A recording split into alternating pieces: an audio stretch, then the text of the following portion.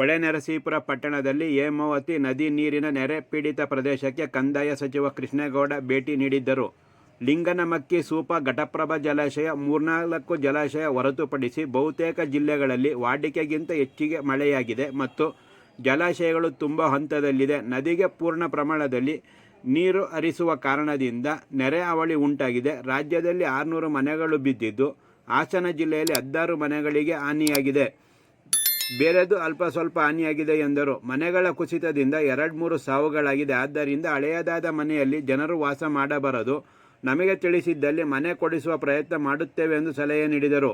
ಶಿವಮೊಗ್ಗ ಜಿಲ್ಲೆಯಲ್ಲಿ ಕಳೆದ ವಾರ 3 ಯುವಕರ ಸಾವಾಗಿದೆ. ಆದ್ದರಿಂದ ಹೊಳೆಯಲ್ಲಿ ನೀರು ಹೆಚ್ಚಿಗೆ ಹರಿಯುವ ಸಂದರ್ಭದಲ್ಲಿ ಜನರು ಈಜು ಹೊಡೆಯೋದು, ಮೀನು ಹಿಡಿಯೋದು ಮಾಡಬಾರದು. ಪ್ರಕೃತಿಗೆ ಗೌರವ ನೀಡುವಂತೆ ವಿನಂತಿಸಿದರು.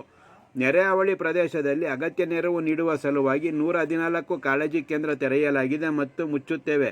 ನೀರು ಬಂದಾಗ ಕಾಳಜಿ ಕೇಂದ್ರದಲ್ಲಿ ಆಶ್ರಯ ಪಡೆಯುತ್ತಾರೆ ಎಂದರು. ರಾಜ್ಯದ ಎಲ್ಲ ಜಿಲ್ಲಾಧಿಕಾರಿಗಳಿಗೆ 777 ಕೋಟಿ ರೂಪಾಯಿ ನೆರೆ ಪೀಡಿತ ಸಂಕಷ್ಟಕ್ಕೆ ಸ್ಪಂದಿಸುವ ಸಲುವಾಗಿ ನೀಡಿದ್ದೇವೆ. ಹಾಸನ ಜಿಲ್ಲಾಧಿಕಾರಿಗೆ 20 ಕೋಟಿ ರು ನೀಡಿದ್ದೇವೆ ಮತ್ತು ಪ್ರತಿ ತಾಲೂಕಿಗೆ 25 ಲಕ್ಷ ರು ನೀಡುವಂತೆ ತಿಳಿಸಿದ್ದು, ಪರಿಹಾರ ಕಾರ್ಯವನ್ನು ಕೈಗೊಳ್ಳಲು ಸೂಚಿಸಿದ್ದೇವೆ. ಜನರು ಮಳೆ ಬಂದಾಗ ಅಧಿಕಾರಿಗಳ ಜೊತೆಗೆ ಕೈಜೋಡಿಸಬೇಕು ಮತ್ತು ಜನರು ಹೆಚ್ಚಿನ ಮಳೆ ಬಂದಾಗ ಎಚ್ಚರಿಕೆಯಿಂದ ಇರಬೇಕು. ಹಳೆ ಮನೆ ಇದ್ದರೆ ಕಾಳಜಿ ಕೇಂದ್ರದಲ್ಲಿ ಆಶ್ರಯ ಪಡೆಯುವಂತೆ ಸಲಹೆ ನೀಡಿದರು. NDRF ಅಡಿಯಲ್ಲಿ 1.20 ಲಕ್ಷ ರು ಪರಿಹಾರ ಮತ್ತು ಮನೆ ಕೊಡುತ್ತೇವೆ ಮತ್ತು ಯಾವುದೇ ದಾಖಲೆ ಇಲ್ಲದಿರುವ ಜನರಿಗೂ ಮನೆ ಒದಗಿಸುವ ನಿಟ್ಟಿನಲ್ಲಿ ಚರ್ಚೆ ನಡೆಯುತ್ತಿದೆ ಎಂದು ಪ್ರಶ್ನೆಯೊಂದಕ್ಕೆ ಉತ್ತರಿಸಿದರು. ಯಾಸೀನ್ ನಗರದ ನೆರೆಪೀಡಿತ ಪ್ರದೇಶಕ್ಕೆ ಭೇಟಿ ನೀಡಿದ ಸಂದರ್ಭದಲ್ಲಿ ತಹಶೀಲ್ದಾರ್ KK ಕೃಷ್ಣಮೂರ್ತಿ ಹಾಗೂ ಪುರಸಭಾ ಮುಖ್ಯಾಧಿಕಾರಿ ಮಹೇಂದ್ರ ಅವರಿಂದ ನೆರೆ ಸಮಸ್ಯೆ ಕುರಿತು ಮಾಹಿತಿ ಪಡೆದು ನಂತರ ಮಾತನಾಡಿ, ತಡೆಗೋಡೆ ನಿರ್ಮಾಣ ಸಂದರ್ಭದಲ್ಲಿ ಈ ಸಮಸ್ಯೆ ಕುರಿತು ಇಂಜಿನಿಯರ್ಗಳಿಗೆ ಗೊತ್ತಿರಲಿಲ್ವಾ ಎಂದು ಪ್ರತಿಕ್ರಿಯೆ ನೀಡಿ, ಇಲ್ಲಿಯ ನಿವಾಸಿಗಳಿಗೆ ನೀವು ಬೇರೆ ಕಡೆ ಮನೆ ಕಟ್ಟಿಕೊಟ್ಟರೂ ಅಲ್ಲಿ ಬಾಡಿಗೆ ನೀಡಿ ಇಲ್ಲಿಗೆ ಬರುತ್ತಾರೆ. ಇದೆಲ್ಲ ಒಡೆದು ಹಾಕಿ ನಂತರ ಮನೆ ಕೊಟ್ಟರೆ ಅಭ್ಯಂತರವಿಲ್ಲ. ಆದ್ದರಿಂದ ಇಲ್ಲಿ ನೀರು ಒಳಗೆ ಬಾರದಂತೆ ಗೇಟುಗಳನ್ನು ನಿರ್ಮಿಸಿ, ಸಾಧ್ಯವಾದರೆ ಇಂಥ ಸಮಸ್ಯೆ ಉಂಟಾಗುವ ಸಂದರ್ಭದಲ್ಲಿ ಮರಳು ಮೂಟೆಗಳನ್ನು ಇಡಬಹುದಲ್ವಾ ಎಂದು ತಿಳಿಸಿದರು.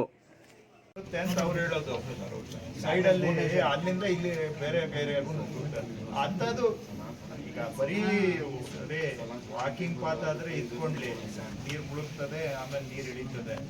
ಅಲ್ಲಿ ನೀರು ನುಗ್ಗಿ ಏನಾದರೂ ರೆಸಿಡೆನ್ಷಿಯಲ್ ಏರಿಯಾಗೆ ಬಂದ್ರೆ ಅದಕ್ಕೆ ಏನಾದರೂ ಬ್ಲಾಕ್ ಮಾಡೋಕ್ಕೆ ಸ್ಯಾಂಡ್ ಬ್ಯಾಗ್ ಇಡೋಕ್ಕಾಗುತ್ತಾ ಮಾಡಿ ವಿಚಾರ ಮಾಡಿ ಮಾಡಬೇಕು. ಬೇಕಾದ್ರೆ ಗ್ರಾಂಟ್ ತಗೊಳ್ಳಿ, ಮುನ್ಸಿಪಾಲ್ಟಿಗೆ ನೀವೇ ರಿಲೀಸ್ ಮಾಡಿಬಿಟ್ಟು ಆ ಕೆಲಸ ಮಾಡೋಕ್ಕೆ ಎಮರ್ಜೆನ್ಸಿ ಆಗಿ ಬೇರೆ ಇನ್ನೇನು ಸಜೆಷನ್ ತಕ್ಷಣಕ್ಕೆ ಬೇರೆ ಏನೇನಾದರೂ ಇದ್ರೆ ಹೇಳಿ. ಆಯ್ತು ಹೇಳಿ. ಈಗ ತಹಶೀಲ್ದಾರ್ ಇವ್ರಿಗೆ ಆಲ್ಟರ್ನೇಟಿವ್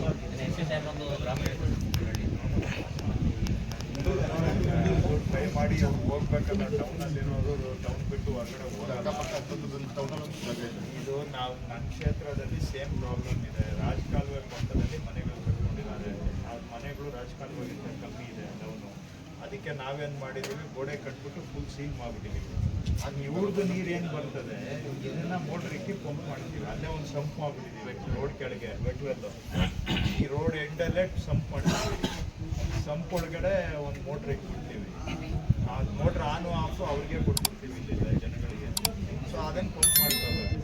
ಸೊ ಮಳೆಗಾಲ ಬಂತು ಅಂದರೆ ಏನು ಎಲ್ಲ ಬಂದ್ ಮಾಡಿಬಿಡ್ತೀವಿ. ನಾವು ಹೀಗೆ ಗೋಡೆ ಕಟ್ಟಿದ್ದೀವಿ, ಕಾಲುವೆಗೆ ಹಿಂಗೆ ಗೋಡೆ ಕಟ್ಟಿದ್ದೀವಿ. ಅಲ್ಲಿ ಹೋದಾಗೆ ಪೂರ್ತಿ ಸೀಲ್ ಮಾಡಿಬಿಡ್ತೀವಿ. ಅವಾಗ ಪರಿಹಾರ ಆಗಿದೆ. ಅವಾಗ ಬೇರೆ ಇನ್ನೇನು ಸೊಲ್ಯೂಷನ್ ಇಲ್ಲ.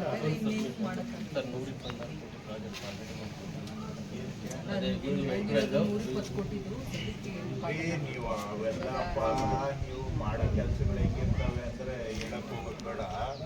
ಇದು ಹೋಗ್ಲಿ. ಈಗ ಇದು ಅಲ್ಲ, ಒಂದು ವೆಗ್ವೆಲ್ ಮಾಡಿ ಮಾಡೋದು. ಇವಾಗ ತಕ್ಷಣಕ್ಕೆ ಹೋಲ್ ಬಂದ್ ಮಾಡಿಬಿಟ್ಟು ಮೋಟ್ರ್ ಇಟ್ಬಿಡಿ. ಈಗ ರೆಗ್ಯುಲರೇ ಒಂದು ಮೋಟ್ರ್ ಇಟ್ಬಿಡಿ. SDRF ಅಲ್ಲಿ ಪ್ರಕಾರ ಖರ್ಚು ಮಾಡಿ ಹೋಲ್ ಬಂದ್ ಮಾಡಿ. ನೀವು ಹೋಲ್ ಬಂದ್ ಮಾಡಲಿಲ್ಲ ಅಂದ್ರೆ ಮೋಟ್ರ್ ಇಟ್ಟರೆ ಬರ್ತಾನೆ ಇರ್ತದೆ. ಹೋಲ್ ಬಂದ್ ಮಾಡಿಬಿಟ್ಟು ಮೋಟ್ರ್ ಇಟ್ಟು ಹೊಡೆದ್ಬಿಡಿ. ಈಗ ಮೇಲೆ ಪೈಪ್ ಐತೆ, ಮೇಲೆ ಬಿಡಬೇಕು. ಖರ್ಚು ಕೊಡ್ತೀವಿ.